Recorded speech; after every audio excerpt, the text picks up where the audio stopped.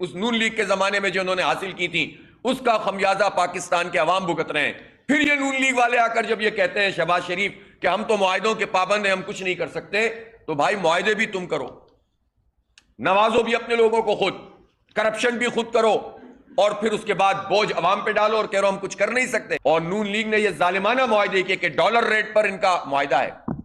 Capacity charges کے نام پر جو پیسے ہمارے پاس لگ کر آتے ہیں وہ کیا ہیں؟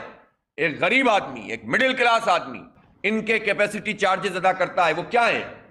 6 روپے 73 پیسے بجلی کی ایوریج لاگت ہے پورے پاکستان. 6 روپے 73 پیسے ہیں, اس کے اوپر 16 روپے 92 پیسے. یہ وہ پیسے ہیں جو اس میں جمع ہو کر بنتے ہیں, اور وہ اس لیے جمع ہوتے ہیں کہ معاہدے میں یہ شامل ہے کہ آپ خرچ کریں یا نہ کریں, آپ بجلی کنزیوم کریں نہ کریں, ان آئی پی پیز کو, ان کو پیسے دیں گے. نہ جن کے پلانٹ بھی صحیح نہیں چل رہے اور پیسے